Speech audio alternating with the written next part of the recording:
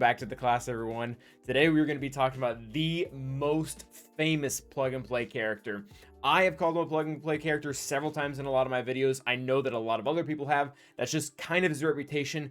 But the point of today's video is going to get down to, what does that really mean in all practicality? He can be used in a lot of teams, but what exactly is he doing in said team? This is both good now because he's going to be able to shift around a lot with what's going to be happening in the meta here soon with Admiral Trench, but also beyond that, it's just kind of know some of the functions that he can do to work in whatever team that you currently have going for you. So let's go ahead and get into it. So the whole basis of this video kind of is we're going to go through every single team that's been relevant over the last couple of years. And I had to cut some out, sorry Stormtrooper Han, that just aren't super relevant anymore to be used with Watt because they either have a better home or there's now another better solution to the counter they were a part of. But we still have over 10 things here. And we do have to get this kind of out of the way in the very beginning, and that is Admiral Trench. He's really the whole reason this video is being made, because for those of you who are aware, Admiral Trench just came into the game. He has a really good datacron, and now we have this really fun choice of, do we use this super team with Separatists that we don't know really what it beats yet, or do you keep Jango and the Mandalorian team? Do you keep Watt in, one of the other 10 teams we're going to see, or do you keep Newt in the GG team? And that is a question, but I mean, it's a place you can use them. I really don't have a lot of information on this team other than what CG has already told us. There probably does exist some out there, especially in the higher guilds that have just gotten done with their TWs, but pretty much every single thing, and not every single thing, but a lot of things in Trench kit is going to revolve around tech. He also has this really weird mechanic where the blast, or not the blast, but the shield ticket, when it goes on a character that has damage immunity, they end up kind of coming out of stealth, and that forces you to end up hitting them, or at least an interaction that gets you to that point. He also does other things with healing or protection up as well, or not protection up, protection over time, as well as health over time, recovery, so you get added effects in there. So there's a lot of going back and forth synergy that has honestly been a little bit manufactured by CG. We're going to see in a lot of these other different comps here that Watt is actually doing things that I don't think CG intended for, but it still is very successful nonetheless. So we still have two more Separatist teams to look at before we kind of get into the true plug and play, because these are ones that he was really kind of built to have synergy with. So in this first team here, this one is actually pretty darn good, and it used to be one of the better deterrents for stopping Night Sisters way back in the day, because eventually he's going to get his blast tech, which prevents revives, and then either Grievous or B1 is going to end up start killing Night Sisters permanently, and Daka can't bring them back, and also you just can't kill them. One of the nice things about Watt's AI is he will look for the healthiest, and that is health and protection combined tank, and he will immediately place his shield tech onto that character, which means they recover 30% protection, dispel their own debuffs, and they taunt while they have protection. He will throw this on whichever is tankiest between B2 and Magna. If you are gonna run this, make sure your Magna is tankier than B2. Number one, he should be in the, because he should be, because typically you want to have more of a focus on tenacity and potency with B2, but also because if this guy gets the shield tank tech and everyone on the enemy team just gets a shortcut to killing B2, that's really not what you want. So make sure to get him or Magna healthiest if you are going to run this. It is just really nice overall. Watt does have a little bit of synergy specifically with droids as well as Separatists. His discharge energy here will revive all dark side droid allies at 100% health and grant allies protection over time for 30%. And I believe he also has another unique that adds, just kind of randomly adds critical avoidance to dark side droids, as well as they gain max protection equal to those max health. So kind of really random things that aren't really that bad overall for his kit, but also might not make him the best suit for a General Grievous team. This is also really nice if you are wanting to pull your Newt into another team, to actually have Newt be the leader if your roster so inclines you to do so. Next up is going to be Watt Geos. I don't love this one that much in 5s. In fact, I don't know if I've ever used it. I've definitely used it in 3s, because one of the cool things you can do in 3s is if you use Geonosis Brute Alpha, as well as Geo Soldier and Watt, you actually have 3 characters to put the 3 pieces of tech on. You can put the shield tech on the Brute, you can put the TM tech on Geonosian Soldier, as well as, or even Geonosian Spy. Actually, either one of those would be great. Geonosian Spy is probably better, and then you have to drop Geonosian Soldier, and then you put the med pack onto Geonosian Brute Alpha, which is just the team really never dies. It adds a lot to it. And it's really just a nice way to actually be able to use all techs in 3v3. And then you're also going to get all those separatist bonuses that we saw in Grievous that weren't just relying on dark side droids. This one is super fun and a little bit dirty. So how this one is going to work is every single time the General Veer team gets 2 buffs, doesn't matter where it comes from, doesn't matter if it's because of a reaction because the enemy team did it, or because a non-Imperial Trooper did it, or because Piet did it, you gain 10% turn meter whenever you gain a buff. And because Wat Tambor is going to start at the very beginning of the battle with a bonus turn, he's going to go before anyone else does, except I guess Han, so there's that. And what you can actually do, and this is weird, because you would think that you would, oh, you know, you want to put a tech on someone so you can get them out faster, so that you can have 3 pieces of tech out there so you can just kind of take over the field. No, that's not what you do. You actually use his binary basic, which what it does is dispel debuffs on target ally if any ally has debuffs, apply heal over time twice on all enemies for 2 turns. So what you were essentially doing to the team is you were giving the whole team a jumpstart of 20% turn meter, which if you look, and you know, Piet should probably be pretty fast on your team, doesn't have to be this high, whatever you can get him to is whatever you can get him to.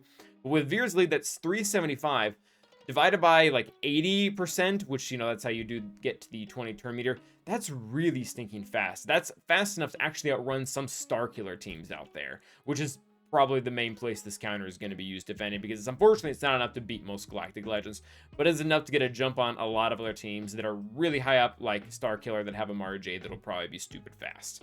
So really interesting interaction. Remember, not the tech first, but the basic. This next one is going to have a very similar interaction, however, this time you are going to want to use attack, and this has to do a lot with Maul's kit. The way that Maul is engineered is that he is going to start the very beginning of the battle with Frenzy. What is Frenzy? When any character, again, similar to the Veer's lead, when any character uses a special ability, does not have to be Mandalorian, does not have to be unaligned use Force use, doesn't have to be Empire, Sith, or anything like that. Any character on your team that uses a special ability is going to proc him with 100% turn meter. So Wat, as we have previously mentioned, is going to get a bonus turn the very beginning. Can't stop it. It's not turn meter, it's bonus turn. He is going to put out whatever tech you want. There's a bit of debate as to which one's the best for a Maul team, to also depending on what enemy comp you're fighting. This can kill C, by the way. This can kill a Galactic Legend if all the right things are set up into place with the enemy team, if it's the right comp, depending on how many tanks they have, or if they have Malik, or things like that. But he's going to immediately put out a tank. Maul is going to come back and get 100% turn meter, use his AoE Fervent Rush, and now what's going to happen is he's going to apply a bunch of debuffs to a bunch of enemies, and our good friend Canderous here gets a ton of turn meter every single time an enemy with a debuff is hit, all the way up to the point where he'll get 100%, and then he'll go and he'll use his special immediately. And by the way, the AI does this too. If you want to leave this on defense as a really nasty team, this works just fine. Of course, you're going to allow your opponent a little bit of creativity to find a way around it, whereas the AI is probably just going to fall right into it. But then Maul will go again, and now Maul will be at 100% turn meter, have 5 stacks of Anguish because he's already used his AoE. The enemy team will not have moved, and you get to unleash 5 stacks of Seething Rage onto an enemy, which is 5 mass assists from Canderous, from Bo-Katan, and Django, or, you know, whatever 4 Mandalorians you're using. I kind of like these 4. I think they take the least amount away from other teams. But yeah, you just end up with a force. Again, that is enough damage to easily kill a Sith Eternal Emperor, because you can do that before he gets deceived out, and you can just wipe him away if he has no way to stop it. Again, like a tank, or like multiple tanks, or auto taunters, or Malik, or something like that. As long, it has to be kind of a bad Sith comp, but that is the amount of damage you are dealing with right off the bat because of what Wat Tambor is offering there. This can also be done, for what it's worth, with Droideka. However, you're not going to outspeed C with Droideka. You might outspeed a variety of other teams because he can roll first and he gains a lot of speed from not being in the shield tech mode. But anyways, talking about Wat Tambor, not Droideka. Next up, this one is probably more of a beginning game, or probably really when you first unlock Wat, where he's going to go, what he's going to do.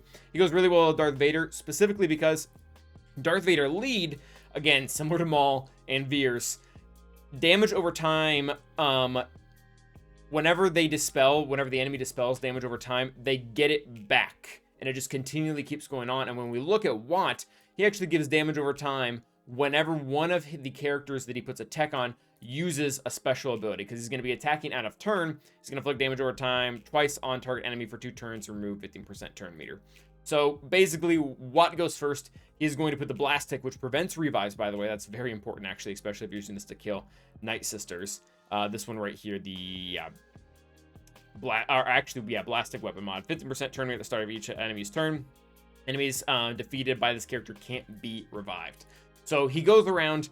Not only is he dealing damage that can completely kill an enemy, perma-kill them, but he's also going to have Watt assisting out a turn, giving dots every single time and making it just that much harder to survive what he's going to do, because they're also going to get their turn meter pushed back by his overall lead. You might want to take some other Empire sitting there just to kind of act as bodyguards for Lord Vader. He won't exactly be able to loop things like he does with Geos, but overall, they are a great fit together. Again, especially towards the beginning end of the game, before you have access to like premium characters like Maul, or I guess Troopers is kind of accessible, but Grievous can be hard to get, especially out of the Shard Shop, depending on how you're doing it. Next up, we're going to move into kind of the Galactic Legends category of what Tambor is going to do, and this is really the most problematic for endgame players, because Watt is a staple on not just, you know, kind of like the medium range teams like a Veers or a Darth Vader or a Geo, but on the higher end teams too. And it's not beating small things, it's beating very large things. So the first one we're going to address is SLKR with Watt, Daka, Zombie, and Crew. This is one of the best counters to beating Lord Vader right now. Even with the variety of datacrons he's gotten, this one has actually been pretty consistent for the most part. This secret here is you're going to be able to put the tank tech onto Kylo. The reason why that's important is because the protection recovery, I guess, is nice, but ultimately the reason why you want it is because you need him to be dispelling the healing immunity, because Lord Vader gets to put that out like every 2 turns. And if he lands healing immunity at SLKR cannot take that many hits in a row from a really juiced up Lord Vader. So that's going to be important to get on him. The med pack is nice to get on Daka. The protection really helps counteract the dot damage to her health, because her max health just ends up getting so big no matter what. Third tech doesn't really do anything, and then, you know, the rest of how the counter works isn't really relying on Watt, but that is his special part in it. He gets to let Daka survive a little bit more, and SLKR prevent him from getting the healing immunity. You can actually switch the text too. I don't think it's as good, but it is something that a lot of us have done on accident and even still won that way. Next up is going to be C. This is probably the hardest pill to swallow. There are a few situations where C can use armor here, but it's not all of them, and sometimes it's just not as good, because armor does have a way to get protection recovery. She does not have a way to cleanse, which can be really important when you're dealing with certain things like healing immunity or ability block.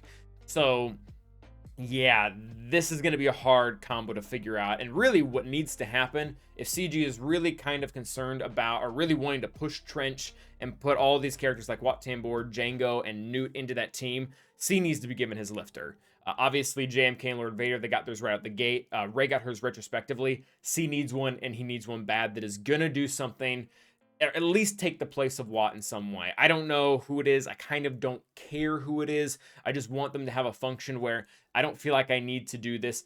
I mean, this is the quickest way to go having C beat Rey or JML. It's really nice for Malgus. I did try to take my C. This was very sad. I tried to take my C Soul versus a Malgus team recently. He lost. There was too much damage coming out, and without the protection recovery from Wat Tambor, we weren't actually able to stop them. And really cleansing the doubt as well, so we could get our own protection back. So they're just a dynamic duo that he really, in a lot of sense, is C's lifter and has been ever since C came out. So that particular one is going to be a very hard pill to swallow as far as Trench goes.